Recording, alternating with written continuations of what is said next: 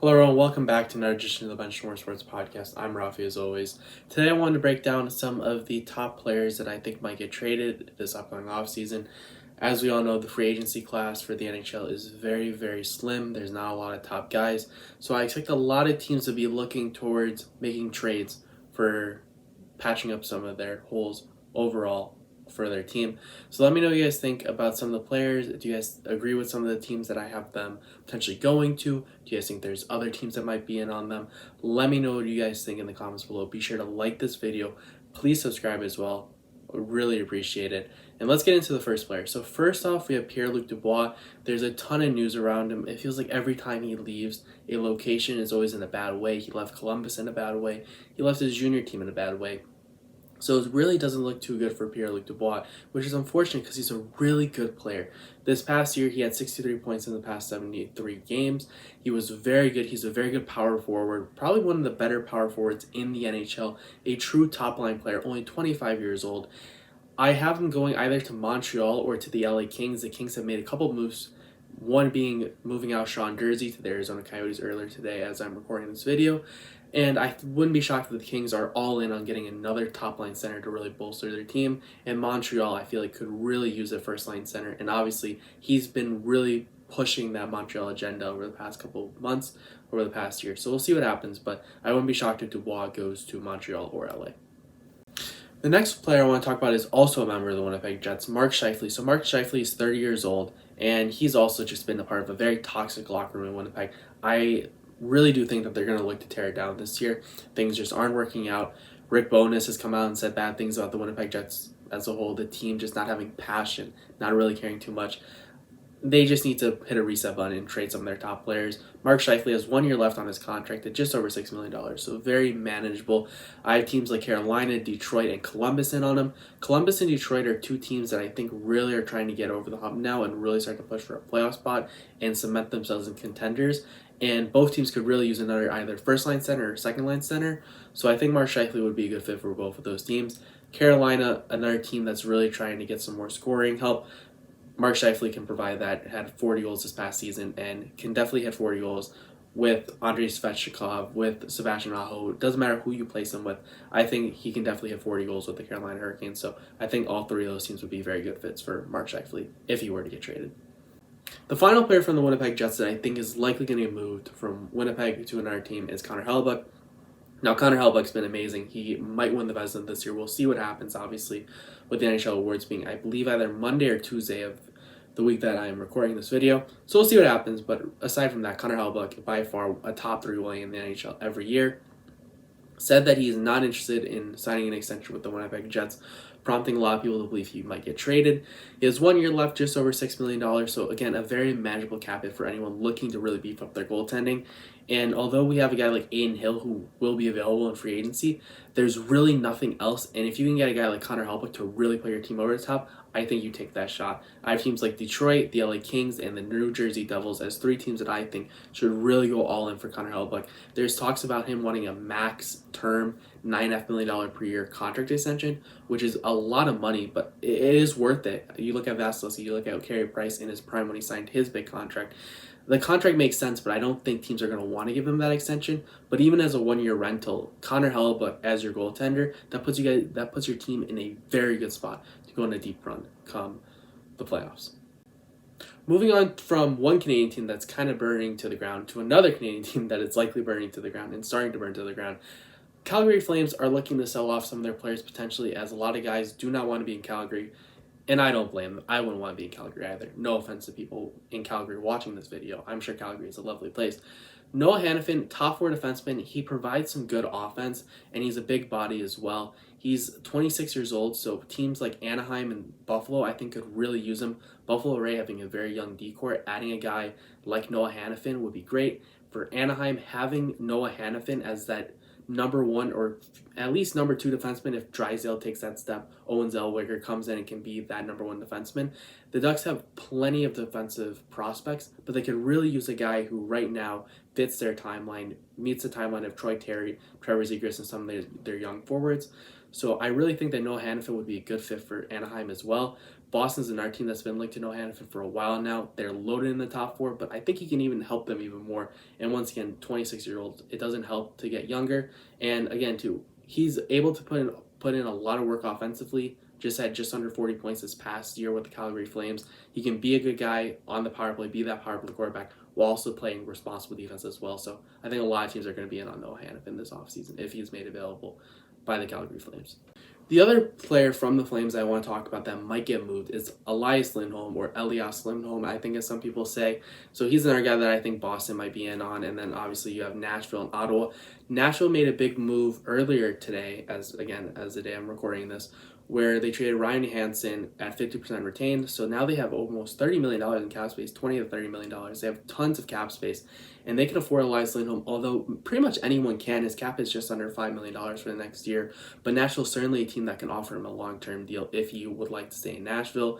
He is a guy that you kind of need to surround him with talent in order for him to be really good. I think some of his best years were when he was with Johnny Gaudreau, Matthew Tkachuk, and his production fell down a little bit this past year, down to 64 points.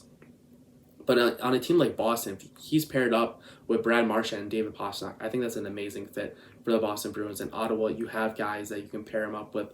So I think a lot of teams are going to be in on him. Once again, Boston, Ottawa, and Nashville are three teams that I think would be good fits for him. He's 28 years old, so he's starting to get to his 30s, so you might not want to give him an 8-year deal. But if you're not going to give him an 8-year deal, someone will. So I think a lot of teams are going to be in on Elias Lindholm as well, just because his contract is very reasonable for next year. Another defenseman that I want to talk about is Brett Pesce of the Carolina Hurricanes. Brett Pesce on a very nice contract next year, just over $4 million next year. 28 years old, very reasonable contract, very reasonable age as well. He is more of a shutdown type of defenseman, more defensively minded than a guy like Noah Hannafin. But I still think, once again, he's going to be highly coveted just because he's a top four option. There's been rumors that Carolina might be looking to move on from him, which would be very interesting because he's such a staple in their top four. But then again, if you're the Carolina Hurricanes, you can just keep rotating defensemen because they just have a great farm system of D-men. So Brett Pesce, Oilers, Montreal, Anaheim, I think all those teams could really use a good shutdown D-man for their top four, especially Montreal. I think their defense is really lacking. So to have a guy like Brett Pesce who can really bolster that top four and really hold down the fortress, I think it'd be really useful. He's also offensively minded as well. He had 30 points this past year, so he knows how to produce offense as well, while also maintaining a very solid defensive game as well. So I think there's plenty of teams that are going to be in on him once again, just because 20 years old, a very reasonable age, and also you have a very reasonable contract in $4 million. So it'll be interesting to see if he gets traded this offseason. The next player I want to discuss is my boy Alex Brinkett, who I am rocking his Winter Classic jersey. I really expected Alex Brinkett to be a longtime piece of the Chicago Blackhawks. Obviously, that did not happen. But anyways, Alex Brinkett likely going to move on from the Ottawa Senators. Doesn't seem too keen on extending his contract with them. And if he takes his qualifying offer, which is $9 million, it just takes him right to free agency next year. So I think the Senators will move on from Alex Brinkett at some point over the next week or two just to maximize that trade value. Maybe get a top 10 pick back from when they originally traded for him, where they gave up pick 7. Some teams that I think would be in on him: Capitals, Carolina, Detroit, again, teams that are trying to either get over the hump or truly be a Stanley Cup contender. I think DeBrincat would be a great fit for the Capitals. Obviously, you have Ovechkin already. Then you add another guy who's very good at playing the puck in the back of the net, in Alex DeBrincat. I think that could work out really well for that team. Carolina really needed goals in that series with Florida. That was one of their shortcomings and why they lost that series. Adding a young player in Alex DeBrincat who's 25 years old, I think that provides great offensive potential with that team. And again, they also have a young team. So adding a guy like Alex DeBrincat would be very helpful. And obviously Detroit is where Alex DeBrincat is from. He's from Michigan, so I wouldn't be shocked if Alex DeBrincat winds up in the Detroit Red Wings organization come the next few weeks as well. The final defenseman that I also want to talk about is Erik Karlsson. Erik Karlsson had an absolute amazing year this past year, really showed up. Maybe it was just because he cut his hair and now he's just balling out.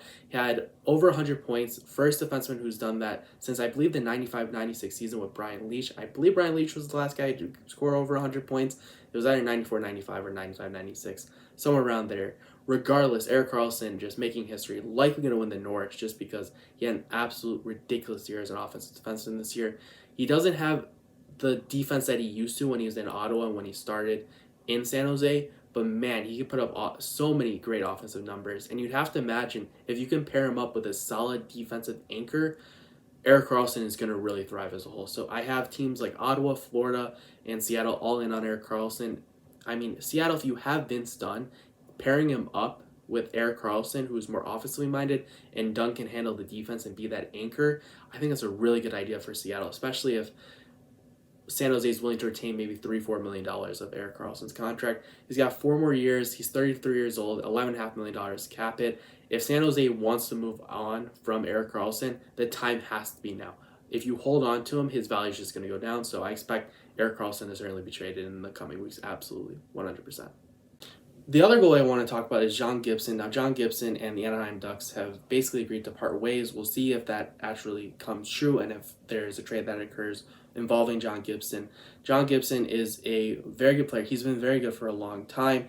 I have him potentially going to the Oilers, Sabres, and Kings. 3 teams, again, that really could use goaltending. Obviously, the Oilers are already paying a ton of money to Jack Campbell. That did not work out too much, but they do have Stuart Skinner, so that's a potential option in net for them. The Sabres, Ukko-Pekka Luukkonen, not really that guy, but you pair up John Gibson with a very cheap Devin Levi as he's on his ELC. That's a good match as well. And the LA Kings as well are on a bit of a carousel now that they've traded guy who they thought was going to be their future number 1 in Cal Peterson. Wasn't really that guy, and now they shipped him to Philly. So those are 3 teams that I think would be good fits for John Gibson. The big question for him is how will he play with a very good defense? He was very good at the start of his career. This past year and in past couple years, he's been around a 900 save percentage, hovering around 3.5, 4.0 goals allowed average. So he hasn't been putting up great numbers. Now you can say that's because of the defense, but that makes a lot of people very decisive on, is he still good and he's just been behind a bad defense, or is he just regressed and he's not a good player anymore? So that'll be interesting, because if John Gibson gets moved, we'll see if it was on John Gibson falling off or if it was on his defense as well. So that's something to keep tabs on as well. But I think a lot of teams, again, just like how I was saying earlier with Connor Hellebuyck, a lot of teams are going to be in on John Gibson as well. The last player I want to talk about is Evgeny Kuznetsov. Kuznetsov is a pass-first type player. He doesn't shoot a lot. He is normally putting up very low goals totals, but really racking up the assists, obviously being alongside Alex Ovechkin, who's going to put the puck in the net all the time. That's a great help for him to be the setup man for Alex Ovechkin. Now, things haven't been going too well for him and the Washington Capitals, so it looks like they're going to part ways. He has 2 more years left on his contract, just under $8 million. He's 31 years old.